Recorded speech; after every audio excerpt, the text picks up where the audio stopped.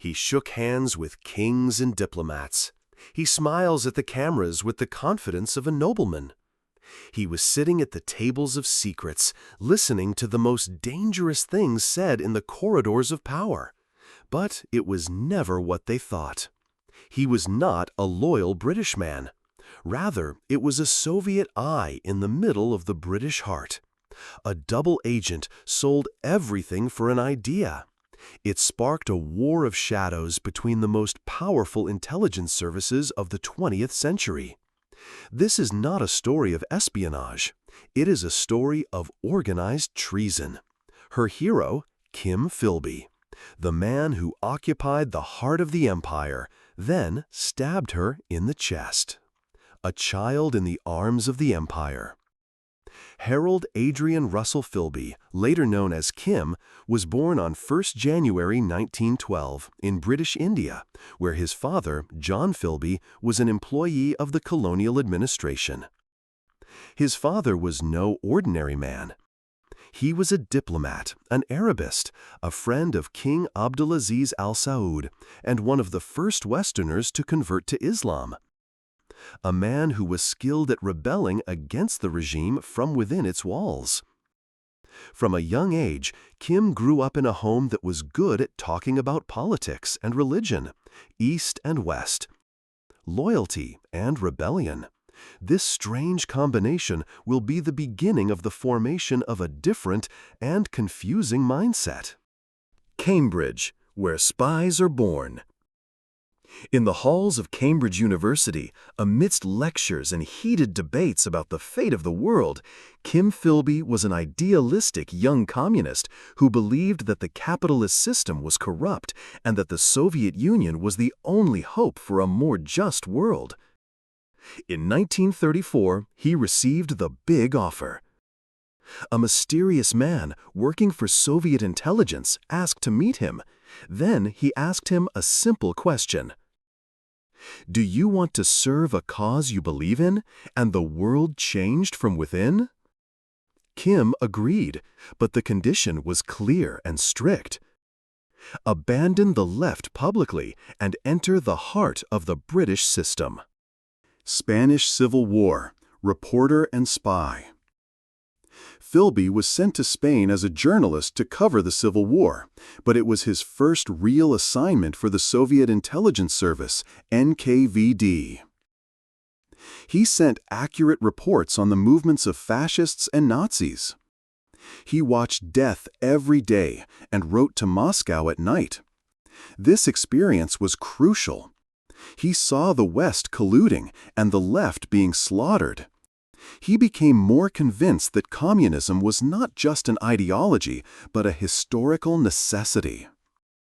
Hacking, Soviet agent inside MI6. With the outbreak of World War II, Philby applied to join the British Foreign Intelligence Service, MI6. Thanks to his appearance, his status, and his journalistic past, he was accepted and even quickly elevated. And here the impossible began. Soviet spy working in the Soviet counterintelligence department. He would look at all the files, know all the names, then secretly copy them and send them to Moscow. Every recruitment of British spies in Eastern Europe was falling apart. Every attempt to infiltrate the Soviet Union ended in blood. Kim Philby was writing the future of war from behind the curtain of his office. Cambridge Network, traitorous elite cell. Kim wasn't alone. He was part of a secret network that included Guy Burgess, Donald MacLean, Anthony Blunt, John Cairncross. They are all Cambridge elite. They all worked for the Soviets. They were the intellectuals who decided to betray the empire from within. Philby was the mastermind and the most cunning voice. When suspicion began to swirl around his comrades, he himself helped them escape to Moscow. But with astonishing intelligence, he survived the investigation and was even formally acquitted at a press conference in 1955. Recent years in Beirut remained under surveillance. After his quiet retirement, he was sent as a journalist to Beirut, but was under close surveillance by MI6 and the CIA. In 1963, the end was near. Information from a Soviet defector revealed that Kim Philby was the biggest traitor. MI6 issued a decision to arrest him. But Kim, as always, is one step faster. At night, with the help of a Soviet agent, he disappeared from his apartment. In the morning, he was on a cargo ship bound for Moscow. Moscow, defeated hero. In Moscow, Kim was received as a socialist hero. But the reality was harsh. He lived in a small apartment. He was monitored. He was banned from leaving the country. He suffered from addiction. He felt like a stranger among his people. He wrote his memoirs entitled My Silent War, in which he said, "I never regret it. I knew what I was doing. If I could go back in time, I would do it again." Death in exile. Kim Philby died on May 11, 1988, in Moscow. He wasn't sad. He seemed content with what he had done. At his funeral, KGB generals attended. The red flag was placed on his coffin, and Soviet Union medals were hung on his chest. But deep down, he knew his history was bigger than every medal. When a wolf becomes friends with guards.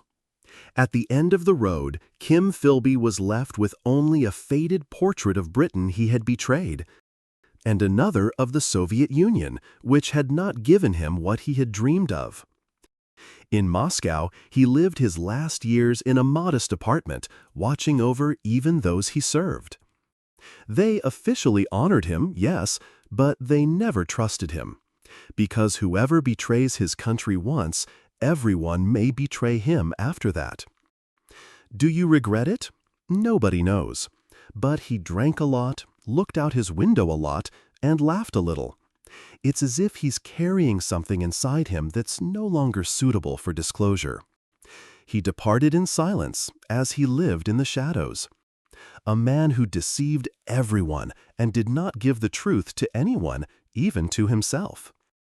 But the impact he left is indelible. Because of him, the British spy network in Eastern Europe fell. Because of him, Washington stopped sharing secrets with London for years. Because of him, hundreds of agents lost their lives without knowing who had handed them over for slaughter. Kim Philby wasn't just a spy. It was a political earthquake, a moral tragedy, and a broken mirror of the 20th century. Was he a hero who believed in a cause? Or a traitor who has no loyalty except to himself? Or just a victim of a conflict bigger than it? His story remains one of the greatest stories of betrayal in modern history. The story of a man who entered the heart of the British regime, holding a red heart beating for Moscow. A story that taught us that the greatest spies kill no one. Rather, they smile as trust collapses and the door is closed to a homeland that is being stabbed from within.